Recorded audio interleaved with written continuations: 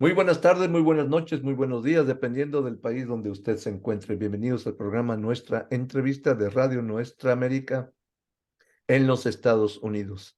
Radio Nuestra América transmite en inglés y español, en inglés en las mañanas y ya después hasta la medianoche en idioma español hacia todo Hispanoamérica. En esta ocasión vamos a platicar con un escritor y un experto en algo muy interesante. Es con respecto a los temblores, sismos o terremotos, como usted los conozca. Y él ha escrito varios libros y al mismo tiempo también ha hecho mucha investigación y vamos a hablar con él para que nos platique sobre su trabajo en esta materia. Y también para anunciarles que a partir del mes de octubre, los miércoles a las 7:30 hora del este de los Estados Unidos, o sea, a las 19 horas con 30 minutos para la gente que está en otros países que tienen este sistema de horario de 0 hasta las 24 horas. Van ustedes poder escucharlo a las 19:30 horas horario del este de Estados Unidos, el programa Historias de Terremotos, que así es como se va a llamar el programa. Y les quiero presentar a Iván Salcido desde la Ciudad de México. Bienvenido, Iván, un placer conocerlo y gracias por aceptar nuestra invitación de poder tener su programa en Radio Nuestra América y también para que nos platique sobre el fenómeno de los movimientos, pues ya no sé ni qué decirles, movimientos qué, terrenales o sísmicos, ¿cómo se les puede llamar? Ah, Pues mira, son ujú, movimientos sísmicos. El ujú, fenómeno es el fenómeno sísmico que genera estos temblores. ujú. Pero bueno, antes que nada, es un gusto estar contigo en esta estación de radio, empezar este nuevo proyecto que para mí me causa mucha emoción. Llevo muchos años escribiendo e investigando sobre la historia sísmica de la Ciudad de México, que es muy particular. Tiene unas características que pocas ciudades del mundo tienen y que ha generado grandes desastres. Pero bueno, poder estar aquí en la estación, tener este programa que va a arrancar en octubre, para mí es algo que me encanta. Vamos a hablar de muchas cosas relativas a esto y pues estoy aquí a tu disposición para arrancar este proyecto. Ujú. El problema en la Ciudad de México es porque está sobre un lago, está sobre el lodo, por la cual cuando hay movimiento sísmico, realmente hay catástrofes. ¿Es por eso o hay otro factor? Pues mira, hay dos factores importantes. Uno, un factor así grande, importante, es que México se encuentra en la interacción de cinco placas tectónicas. Mm, Entonces, digamos que nosotros estamos parados sobre la placa de Norteamérica y interactúan otras cuatro placas con esta donde estamos parados ahorita, ¿no? Pero hay una placa en particular que se llama la placa de Cocos, que es la que subduce, o sea, se mete debajo de la de Norteamérica, se atora y genera sismos cuando se libera. Después de mucho tiempo de que está atorada, hay partes que se liberan y generan sismos. El problema en la Ciudad de México, a pesar de que está a más de 300 kilómetros de la costa del Pacífico, el problema es el subsuelo que tenemos. O sea, hace muchos años, lo que es la cuenca del Valle de México, había cinco lagos y la parte del Valle de México, había un lago que se llamaba Texcoco, ujú, donde estaba la ciudad prehispánica de Tenochtitlan. Llegan los españoles, conquistan, viene la conquista, y desecan ese lago, sacan el agua y construyen la ciudad encima. Entonces, la ciudad actual, sobre todo la parte del centro, porque la ciudad ha crecido mucho, es muy grande, la parte original del centro, lo que es el primer cuadro de la ciudad, pues está construida sobre ese lago, sobre ese lecho del lago que quedó, que es como si estuviera la ciudad sobre una gelatina. ujú. Entonces el problema de la ciudad es esa gelatina que amplifica las ondas sísmicas. Entonces las ondas que vienen desde muy lejos llegan al valle y se incrementa su fuerza y pues nos hacen meternos en problemas cada vez que tiembla. Ese es un problema que pocas ciudades en el mundo tienen y desgraciadamente esta ciudad, que es de las más grandes del mundo, usted tiene que enfrentar este problema que ya causó tres desastres sísmicos en su historia y hablando del siglo XX para acá.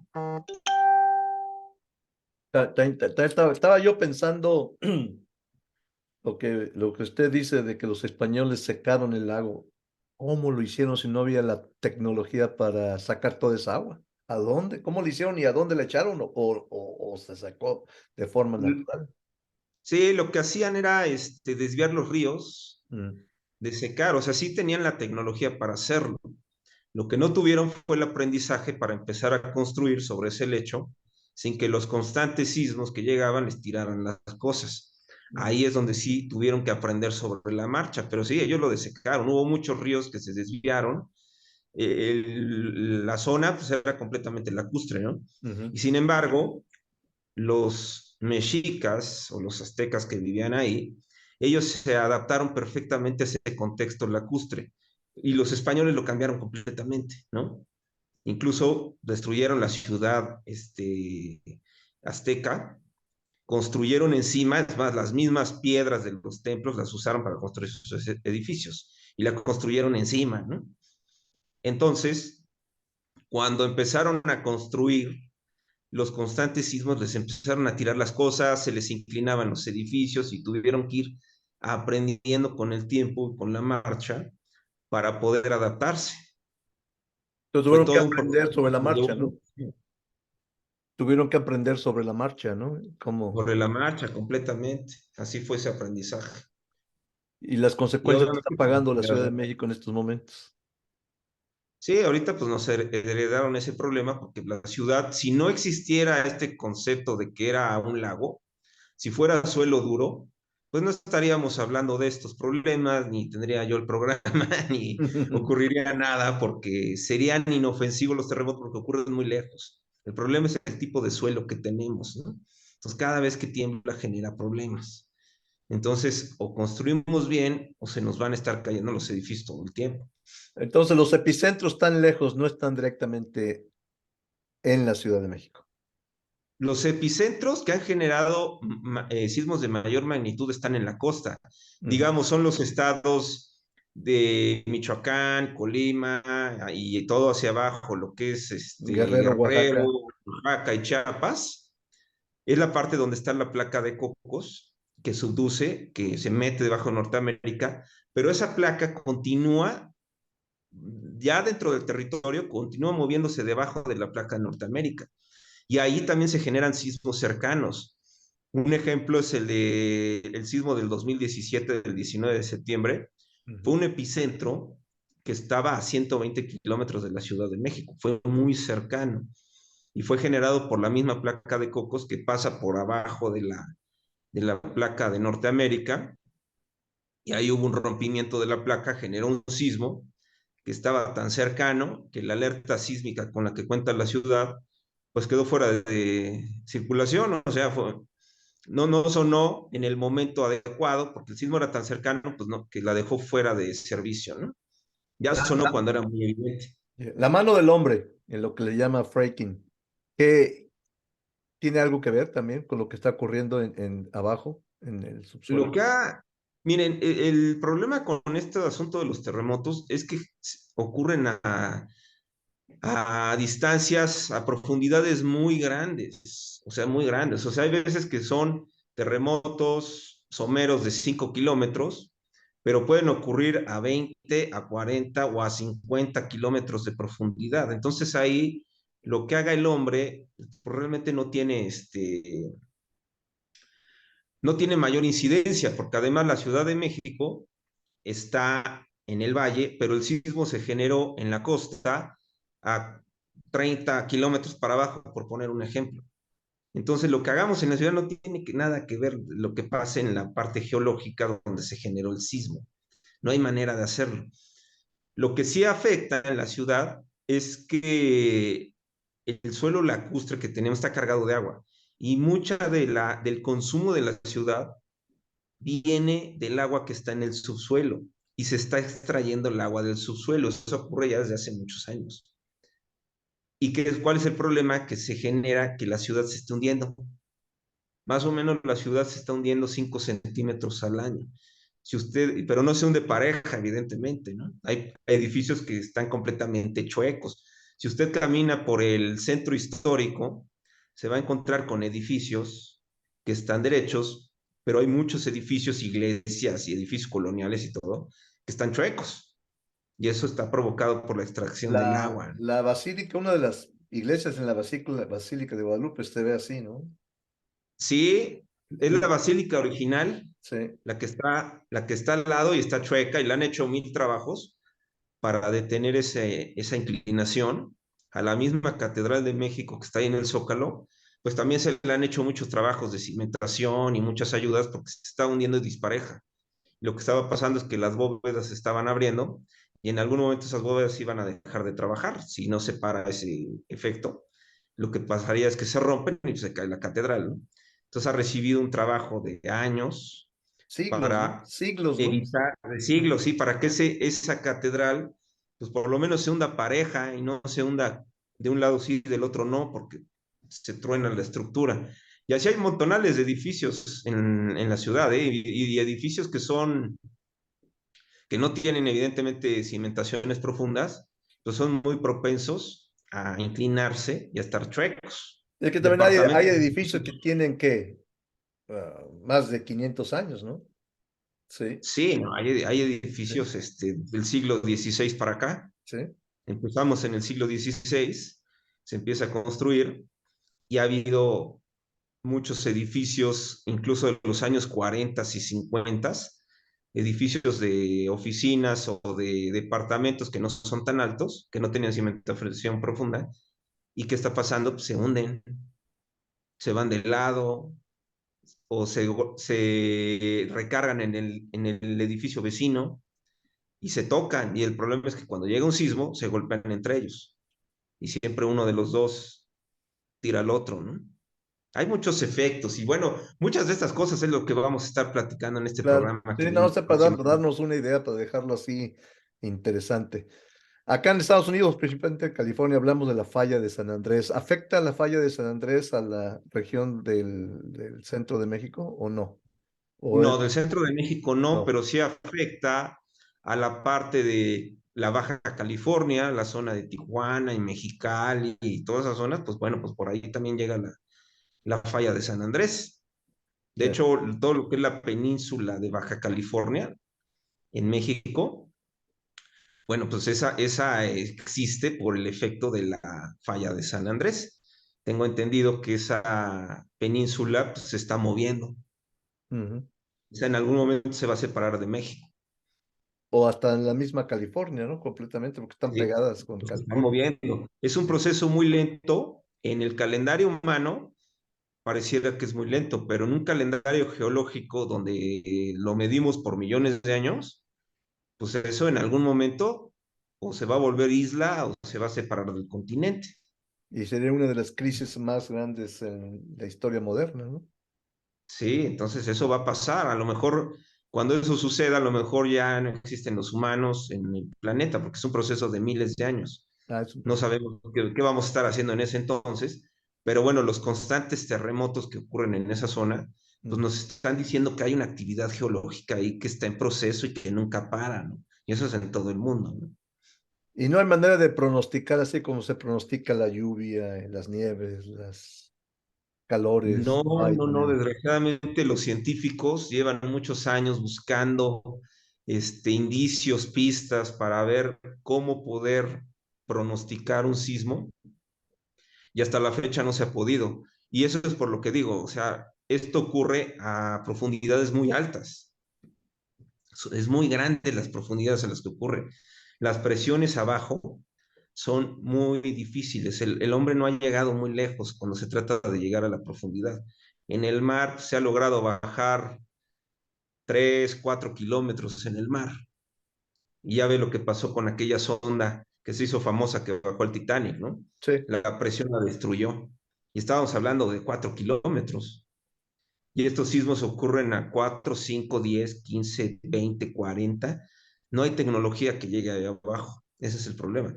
Y para poder visualizar esas profundidades, pues vamos a pensar que el Everest pues tiene un poco más de, anda por 7, 8 mil metros de altura, si no me equivoco. Ujú. Es la montaña más alta del mundo. Ahora imagínense un sismo que ocurrió a 30 kilómetros. No, está muy profundo, ya, no hemos Es muy llegado. profundo, entonces no hay manera de saber. Hasta la fecha no se ha podido saber la hora exacta y la magnitud de un sismo, no existe. El que lo diga, la verdad, pues está mintiendo, porque eso nunca ha pasado. Y las alertas sísmicas que están en la Ciudad de México, si no es posible predecirlo, ¿cómo hace que, o será por la vibración de la misma onda sísmica que llega a Y, detectarse y y hace que suene la alarma? No sé es cómo que aquí funciona eso. la mecánica es bastante simple, la mecánica que utiliza la alerta sísmica, pero es un concepto súper interesante. Tiene que suceder un sismo para que se active la alarma. O sea, tiene que pasar el sismo, o sea, no lo está pronosticando antes. Una vez que el sismo ocurre en la costa se pusieron, después del terremoto del 85, se pusieron una serie de sismógrafos en la costa, lo que era Guerrero principalmente, y después empezó a crecer la red. Entonces se ponen los sismógrafos. ¿Qué es lo que pasa? Ocurre un sismo y las primeras ondas, que son las ondas primarias, hacen que se encienda el sismógrafo y el sismógrafo de inmediato manda una señal a la Ciudad de México, a una institución que se llama el CIRES, el Centro de Instrumentación y Registro Sísmico. Ellos reciben esa señal y se hace un cálculo matemático que no es manejado por el hombre, es un cálculo a través de aparatos que ellos detectan qué tan fuerte va a ser ese sismo. Entonces, normalmente debe de tener una magnitud arriba de 5.5 Mm. para que se detone la alerta. Entonces, la señal pues, puede llegar en un segundo, se hace un cálculo matemático. Ajá. Entonces, digamos que todo el proceso se toma 4 segundos. En esos 4 segundos, las ondas sísmicas vienen viajando por el suelo a la Ciudad de México. Entonces, aquí se detonan las alertas. Cuando el cálculo detecta que es un sismo con una carga de energía importante, suena la alerta y bueno, nos puede dar un minuto en lo que esas ondas sísmicas llegan a la ciudad.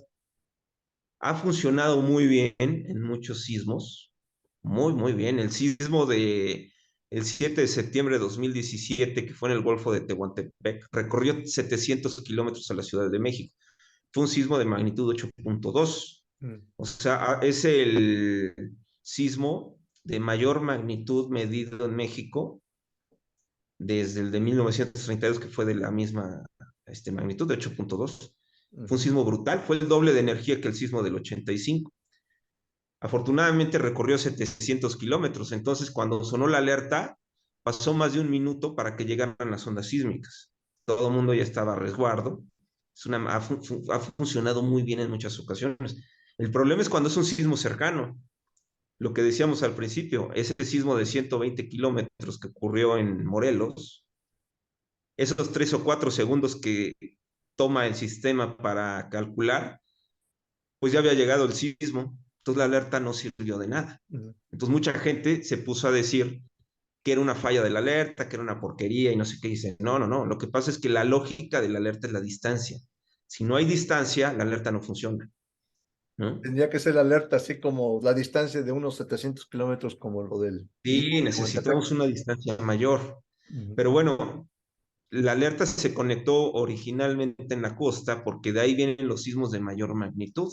Ujú. El desastre del 1957, aquel sismo que tiró al Ángel de la Independencia, fue un sismo de 7.8 que vino muy cerca de Acapulco y el del 85 vino de Michoacán. Entonces, hay una zona sísmica importante que no ha generado sismos en más de 100 años, que se le conoce como la brecha de Guerrero.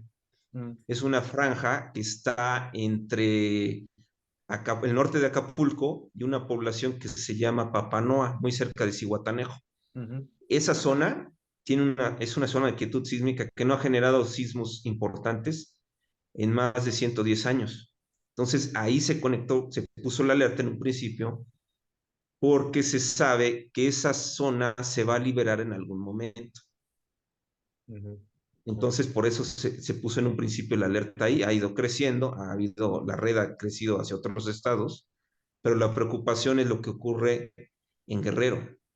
Esa brecha se tiene que liberar en algún momento Y los científicos están pensando que si se libera de un solo sismo, pues va a generar uno de magnitud mínimo, magnitud 8.0 para arriba.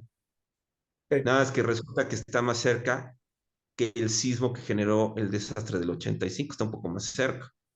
Entonces, por eso se generó la alerta, para protegernos cuando esa zona se libere, que eso no implica que pueda ocurrir sismo en otra zona, o sea, Ujú. sí puede pasar, pero ya la tenemos identificada, lo único que sabemos, como no ha temblado, ahí va a ocurrir.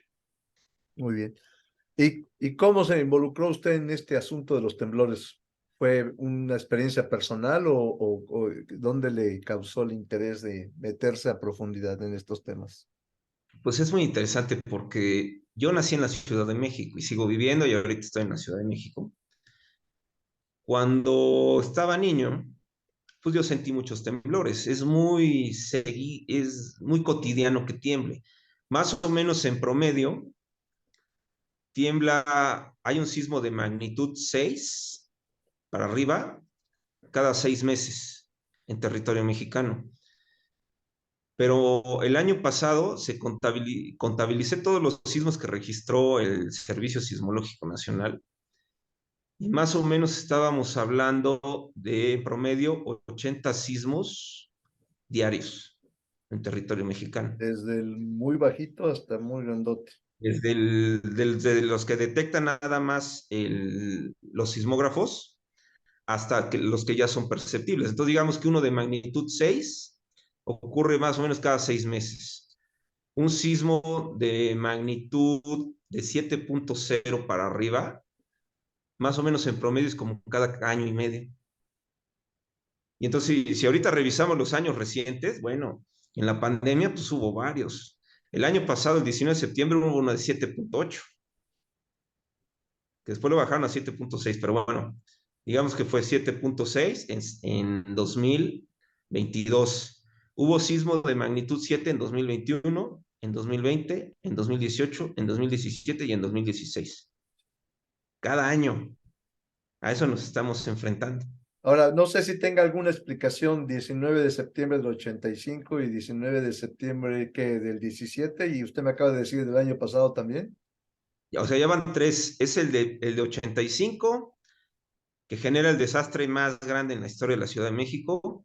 Luego, 19 de septiembre de 2017 es un sismo también destructivo que dañó cientos de edificios en la Ciudad de México. Ujú. Colapsó nada más como 50, pero dañar con distinto nivel de daño, estamos hablando de 2 a 3 mil edificios dañados.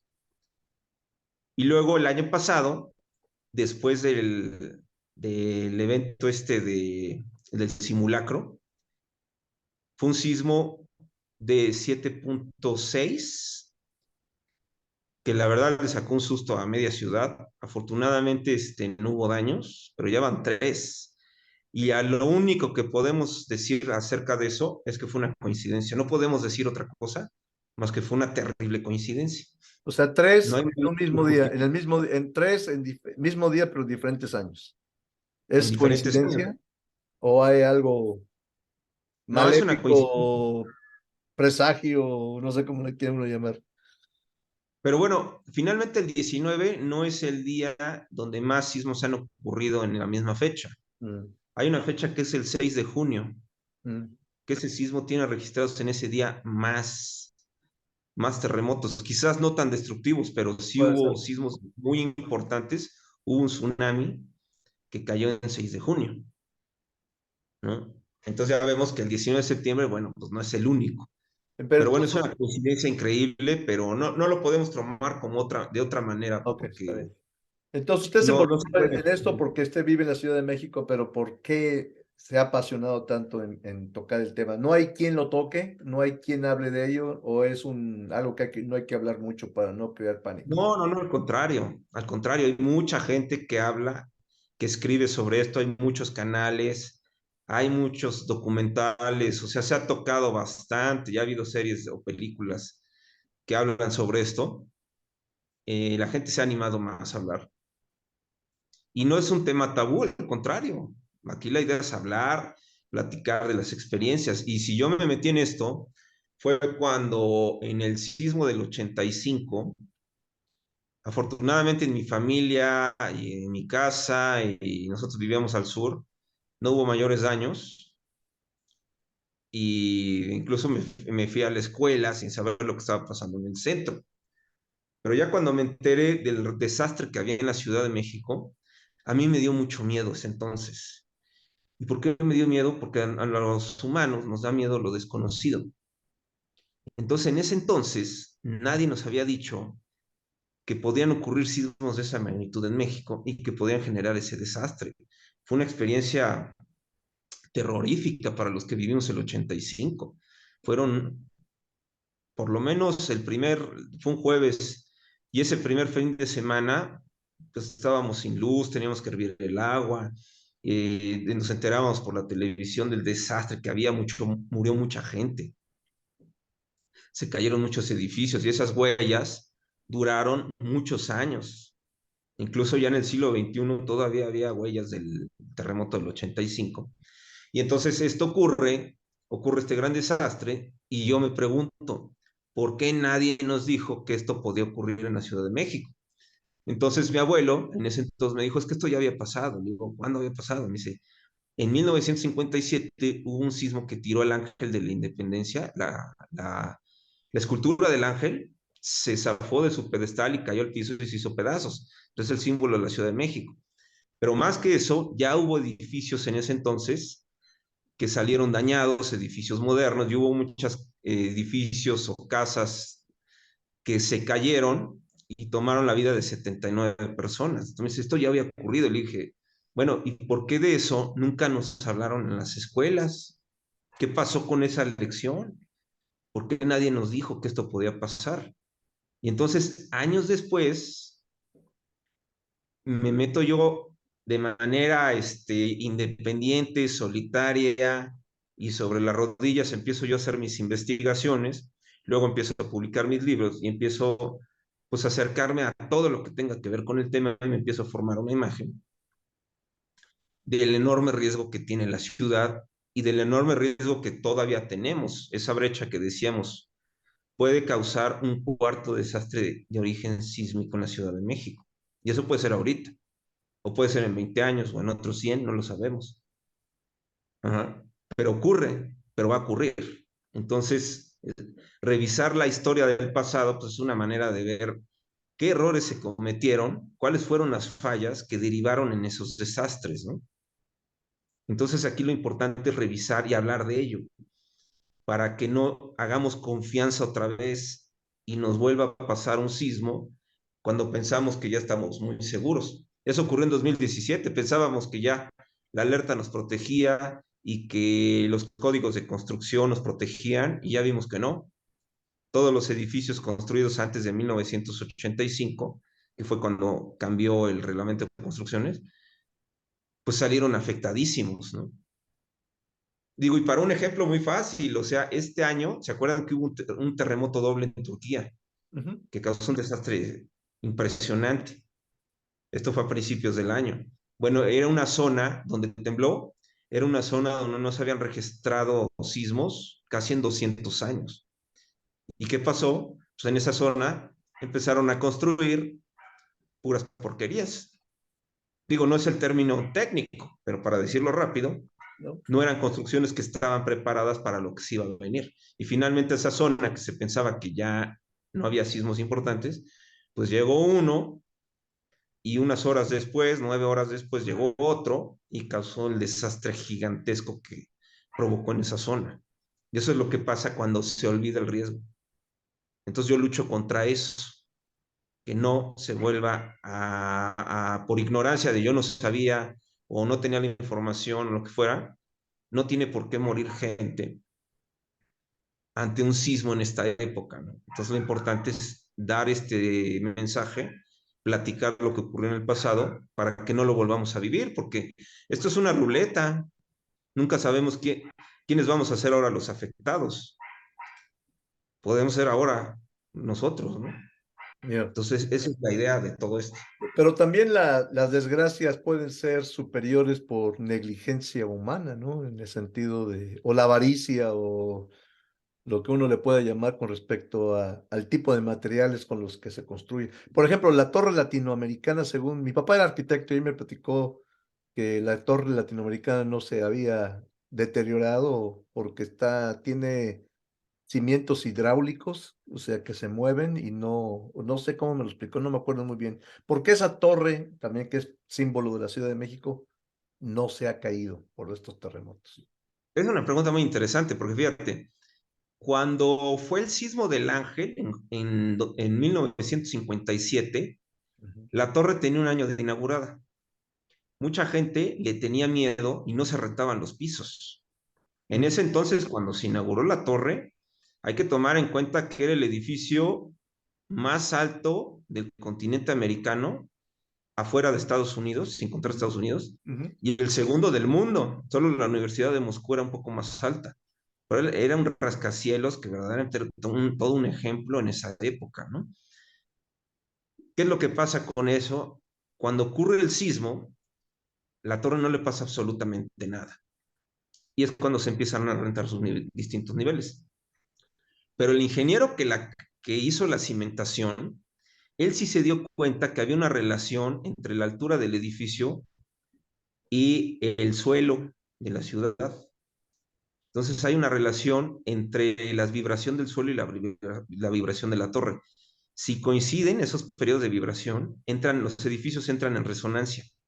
¿Y ujú, qué pasa? Que con cada oscilación del sismo van ganando energía y se van moviendo más hasta que viene el rompimiento del edificio. ujú, Entonces él le sugirió a los constructores de esa época que era una aseguradora la que construyó la torre, que se llamaba la Latinoamericana Seguros, por eso se llama así. Entonces él le dijo, a ver, ustedes quieren hacer un edificio de 22 pisos que sea un símbolo de la ciudad, que en ese entonces pues, los edificios más altos andaban en ese rango. Pero le dijo, si ustedes por el tipo de suelo y el lugar donde está, necesitan hacerla más alta para que los periodos de vibración de la torre y del suelo no coincidan. Entonces, de 22 pisos la llevan a 44, ujú. la hacen Lo más doble, alta. lo doble. Y aparte, la torre que está sobre ese fango que hablábamos, de esa gelatina que tenemos como subsuelo, lo que hizo es que puso un sistema de pilotes de concreto que atraviesan la zona del lago, más o menos serán unos 50 metros de profundidad, y abajo de eso está el suelo duro. Ujú, Entonces digamos que le puso 360 pilotes como si fueran patas de una mesa que atraviesan ese lodo y se basan en el suelo. Luego viene una base de cimentación y luego se desplanta la torre. Entonces lo que la hace segura es, aparte que es una estructura de acero que es mucho más fuerte, tiene una base sólida y además la altura, por eso es segura. Mucha gente piensa, no, es que esa torre se iba a caer el primer sismo y no, no le pasa absolutamente nada. Entonces se quita el miedo y ahí es una prueba de que la torre era muy segura. Entonces la torre latinoamericana tiene el gran acierto que su sistema constructivo hizo posible rascacielos en zonas sísmicas del mundo. Si existen rascacielos en Los Ángeles y en San Francisco, es por la lección que dejó la torre latinoamericana en su momento. Tiene mucho valor, mucha gente la ve y dice, ya no es tan alta, hay edificios más altos en la ciudad, ya se ve viejita y todo, sí, pero el aprendizaje que dejó lo utilizan todos los edificios de la Ciudad de México, todos los rascacielos de la Ciudad de México utilizan el mismo sistema que enseñó la torre latinoamericana. De lo Por eso no contrario, se... habría sido puros desastres, ¿no? Ya sería doble o triple la desgracia. Muy bien, ya para terminar, vamos a invitar al público al programa y le voy a dar la oportunidad de que usted lo anuncie e invite al público Radio Escucha y al que lo está viendo en las redes sociales a que escuchen y también vean el tema de que usted está planteando por medio de los canales de Radio Nuestra América, en las redes sociales y en la misma emisora. Muy bien, bueno, pues los invito a todos. Este nuevo programa se llama Historias de Terremotos on Radio. Vamos a estar a partir del 1 de octubre, 7:30 hora del este, 19:30 hora del este y 5:30 horas 17 horas 30 minutos de la Ciudad de México. Vamos a empezar este 1 de octubre con este El programa 4 de de media octubre, hora. miércoles 4. Sí, perdón, miércoles 4. Miércoles Miércoles. 4. Ujú. Vamos a iniciar con este programa de media hora. Ahí los espero. Vamos a platicar de cuestiones sísmicas, sobre todo de historias que han surgido durante estos desastres. Y vamos a platicar de muchas cosas. Entonces, yo quiero que conozcan un poco. Este proyecto de historias de terremotos tiene también un canal en YouTube que los invito a que los vean. Son videos producidos por mí. En YouTube se llama Historias de Terremotos. Ahí pueden ver todo lo que he investigado durante 17 años y todos los videos que he producido ahí. Y ahora, bueno, este programa se suma a todo este proyecto y te doy a ti, Armando, esta, todas las gracias, el agradecimiento por darme la oportunidad de sumarme a tu programación. Muy bien, entonces ya saben, el 4 de octubre del 2023 se estrena Historias de Terremotos on Radio. Entonces, ya saben, aquí tienen una cita para que también puedan aprender bastante sobre este tema tan importante que los humanos a veces no sabemos sobre qué tipo de suelo estamos pisando y tenemos que aprender a poder vivir alrededor de todos estos problemas que nos acompañan día con día. Iván Salcido, un placer haberlo conocido. Le doy un fuerte abrazo desde los Estados Unidos y Un espero abrazo. su información y sus programas para poder pasarlos aquí en la radio y en las redes. Muy bien, te agradezco mucho, te mando un saludote. Igualmente, hasta luego. Hasta luego.